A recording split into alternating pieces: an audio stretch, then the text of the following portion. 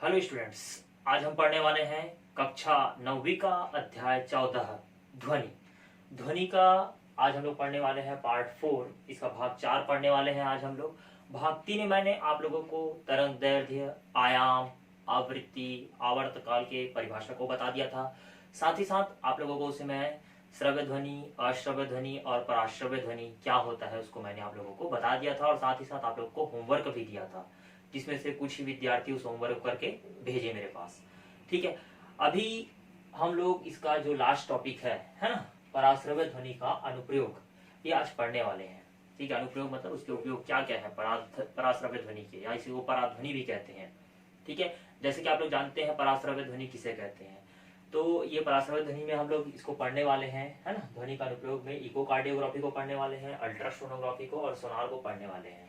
ठीक है, इसके बारे में समझेंगे क्योंकि ये इसका क्या है, उपयोग है ना। पराश्रव्य ध्वनि के क्या है, ये उपयोग है। तो आज इसका हम लोग पार्ट 4 पढ़ने वाले हैं। इसके बाद ये अध्याय जो है वो क्या हो जाएगा, समाप्त हो जाएगा, और समाप्त होने के बाद में मैं आप लोगों को इसका जो पीडीएफ फाइल है ना, इसका जो प्रश्न उत्तर है उसको मैं आप लोगों को पीडीएफ फाइल के माध्यम से क्या कर दूंगा, आप लोग को भेज दूंगा। ठीक है, तो वीडियो पूरा लास्ट तक देखिएगा, और जितना भी आप लोगों को होमवर्क दिया जाता है उसे आप लोग करके भेजिएगा। ठीक, तो चलिए सबसे पहले बात करते हैं यहाँ पर पराध्वनि का अनुप्रयोग। तो सबसे पहले हम बात करते हैं, तो पराश्रव्य ध्वनि को सब लोग जानते हो। पराश्रव्य ध्वनि मैंने बताया भी था कि पराश्रव्य ध्वनि होता क्या है। ठीक है, क्या होता है पराश्रव्य ध्वनि, ये ऐसी ध्वनि है जिसका, है ना, अगर श्रव्यता प्रास अगर बात करेंगे तो कितना होता है, 20,000 कंपन प्रति सेकंड से कैसा होता है, अधिक होता है। ठीक है, तो 20,000 कंपन प्रति सेकंड से जब अधिक है तो हम इसको कह सकते हैं कि ध्वनि जो है उसकी श्रव्यता प्रास जो है वो कैसी है, उच्चतम है। ठीक है, तो उच्चतम है, जिन्हें हमारे कर्ण द्वारा इसे ग्रहण नहीं किया जा सकता। तो हमारे कर्ण द्वारा जब इसे ग्रहण नहीं किया जा सकता, तो अगर हम कह सकते हैं कि जैसे कोई अपारदर्शी माध्यम है, ठीक है, तो उस अपारदर्शी माध्यम को विभेद कर वो क्या हो सकता है, उसकी जो परास सीमा है वो उसको ही पार करके जा सकती है। ठीक है, क्योंकि पराश्रव्य ध्वनि का उपयोग अगर हम बात करें तो कारखानों में भी, साथ ही साथ चिकित्सा के क्षेत्र में भी इस पराध्वनि का उपयोग किया जाता है। ठीक है, जैसे अगर हम बात करते हैं कि किसी पदार्थ में कोई अशुद्धियां उत्पन्न हो जाती है, ठीक है, तो उस अशुद्धियों को साफ करने के लिए हमें कठिनाई होती है। जैसे कहीं पर धूल के कण बैठ गया या और कुछ, है ना, तो उस पात्र को हमको साफ करने में कैसा होता है, कठिनाई महसूस होता है। तो उसको साफ करने के लिए, जैसे उदाहरणतः बात कर सकते हैं ये घड़ी, है ना, घड़ी के जो मशीन के जो कलपुर्जे हैं उसको अगर हमको सफाई करना है, ठीक है, तो इसके मशीन जो होते हैं कैसे होते हैं, बहुत छोटे छोटे होते हैं। अगर कहीं से अगर कुछ हो गया तो ये जो इलेक्ट्रॉनिक्स जो उपकरण होते हैं, ठीक है, उनकी सफाई करने के लिए भी किसका उपयोग किया जाता है, पराध्वनि का उपयोग किया जाता है, पराश्रव्य तरंगों का उपयोग किया जाता है। उसमें इस पराश्रव्य ध्वनि को क्या किया जाता है ना, जैसे अब उदाहरणतः बात करते हैं किसी विलयन में किसी पदार्थ को साफ करना है, ठीक है, कोई उपकरण को साफ करना है, उसमें जो अशुद्धियां है उसको, तो उस विलयन में डुबा देते हैं और उसमें क्या करते हैं, पराध्वनि को क्या करते हैं, उत्पन्न करते हैं। जैसे ही पराध्वनि को उत्पन्न किया जाता है तो पराध्वनि उत्पन्न होने के बाद उसमें जो भी कण अशुद्धियां, है ना, जो भी धूल के कण अशुद्धियां सब नीचे गिर जाते हैं, और जो उपकरण है वो पूरा कैसा जाता है, साफ सुथरा हो जाता है। तो पराध्वनि का उपयोग करके हम क्या कर सकते हैं, है ना, जो भी उपकरण है ना, उसको हम क्या कर सकते हैं, साफ कर सकते हैं। ये तो हो गया उद्योगों के बारे में। अब बात करते हैं चिकित्सा के क्षेत्र में। तो चिकित्सा के क्षेत्र में सबसे पहला नंबर में आ जाता है यहाँ पर इकोकार्डियोग्राफी। क्या आता है, इकोकार्डियोग्राफी। अब इकोकार्डियोग्राफी क्या है, ये भी पराध्वनि की तरह उत्पन्न किया जाता है इसको भी।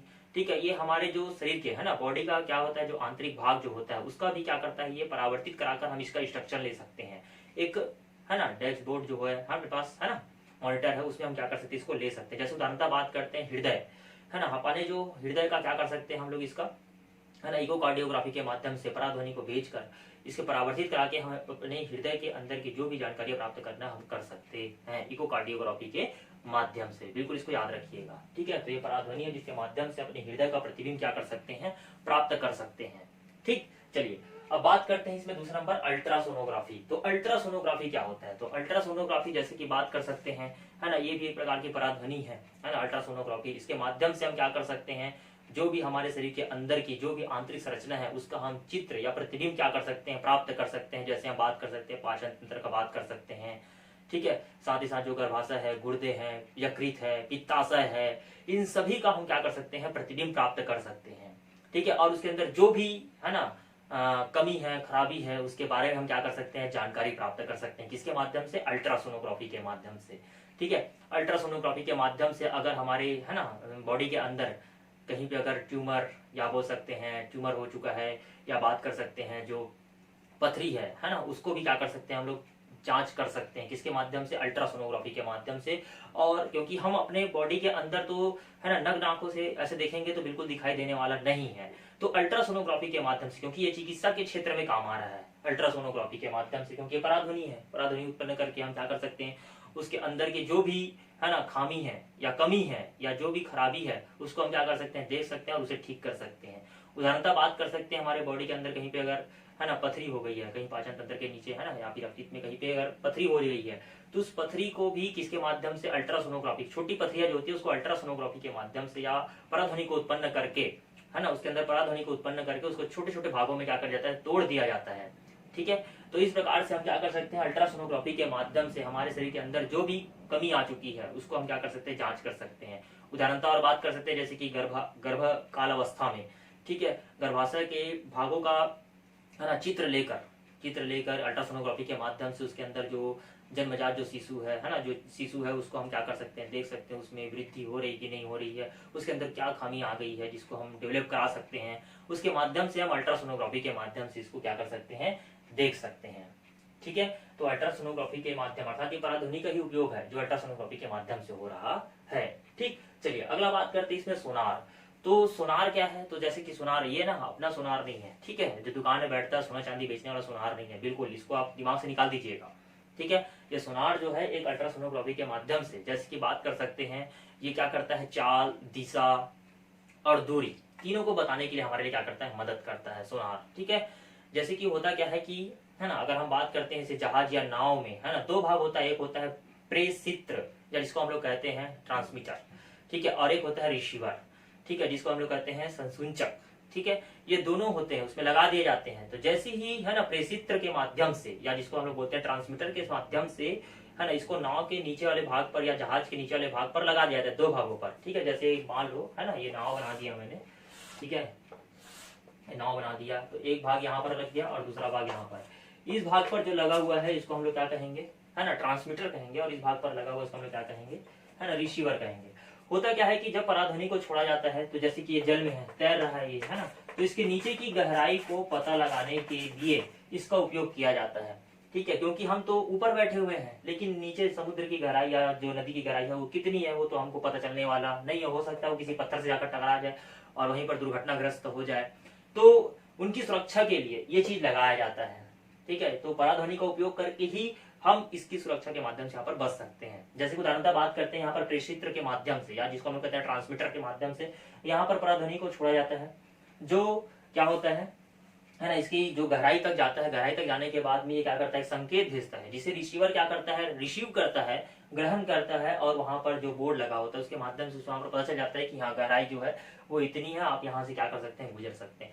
तो इस प्रकार से सोनार के माध्यम से जो अल्ट्रासोनोग्राफी और इकोकार्डियोग्राफी आपने पढ़ा, उसी प्रकार से सोनार के माध्यम से भी हम क्या कर सकते हैं, है ना, नाव में उसको लगाकर या जहाजों में, बड़े बड़े जहाजों में इसको लगाकर हम क्या कर सकते हैं, समुद्र की गहराई को है ना कितनी है वहां पर, वहां से हमारी जो जहाज है वो निकल पाएगा कि नहीं निकल पाएगा, ईटीसी के माध्यम से हम क्या कर सकते हैं, इसको पता लगा सकते हैं। ठीक है, तो ये किसके माध्यम से हुआ, पराश्रव्य ध्वनि के माध्यम से ही संपन्न हुआ है। तो बिल्कुल इसको याद रखिएगा। तो आज मैंने जो आप लोगों को पढ़ाया है ये तीन भाग, इकोकार्डियोग्राफी, अल्ट्रासोनोग्राफी और सोनार। ठीक है, ये परीक्षा को जाता है, टिप्पणी आता है इसका। ठीक है, तो इकोकार्डियोग्राफी के ऊपर टिप्पणी लिखी है, तो पहले तो पराश्रव्य ध्वनि को बताना पड़ेगा आपको। ठीक है, उसके बाद इकोकार्डियोग्राफी का बताना पड़ेगा, जो हृदय का प्रतिबिंब ले सकते हैं, बताया मैंने आप लोगों को। अल्ट्रासोनोग्राफी तो मैंने बताया आप लोगों को, जो पित्ताशय, गुर्दा है ना, गुर्दा, और साथ ही साथ मैंने बात किया गर्भाशय है ना, और साथ ही साथ जो यकृत है उसका हम क्या कर सकते हैं, प्रतिबिंब ले सकते हैं। गर्भाशय के अंदर का जो नवजात शिशु है उसका भी हम लोग क्या कर सकते हैं, प्रतिबिंब ले सकते हैं, और साथ ही साथ उसमें जो भी खामियां है, जन्मजात है कैसा है ना, उसके बारे में जो भी विकृति उत्पन्न हो रही है, नहीं हो रही है, स्वस्थ है या नहीं है, उसके बारे में भी जानकारी प्राप्त कर सकते हैं। किसके माध्यम से, अल्ट्रासोनोग्राफी के माध्यम से। ठीक है, बात करते हैं सोनार। तो सोनार के माध्यम से मैंने आप लोग को बताया, एक होता है प्रेषित्र और दूसरा होता है क्या होता है, संसूचक। ये इसको हम लोग कहते हैं ट्रांसमीटर और इसको हम लोग कहते हैं रिसीवर। ट्रांसमीटर के माध्यम से क्या होता है, यहाँ पर है ना, ध्वनि को क्या कहता है, यहाँ से पराश्रव्य ध्वनि को नीचे जमीन तक भेजा जाता है, वो टकराता है ले जाकर, और उसके माध्यम से दूरी, दिशा और चाल का क्या हो जाता है, हमको ज्ञात हो जाता है, जिसको रिसीवर के द्वारा रिसीव कर लिया जाता है। तो इस प्रकार से ये है पराश्रव्य ध्वनि के अनुप्रयोग या इसी को बोलते हैं इसका उपयोग। ठीक है, तो आप लोगों को समझ आ गया होगा, और ये अध्याय जो है, अध्याय 14, ठीक है, ध्वनि जो है वो क्या हो गया, पूर्ण हो चुका है। इसके बाद एक नया अध्याय पढ़ेंगे। ठीक है, तो नया अध्याय जिस दिन वीडियो है ना भेजा जाएगा, आप लोगों को लिंक भेजा जाएगा, आप लोग को पता चल जाएगा। ठीक, तो आज के लिए इतना बहुत है। इसके बाद मैं आप लोगों को इसका जो PDF फाइल है वो आप लोग को मैं क्या कर दूंगा, भेज दूंगा। ठीक, धन्यवाद।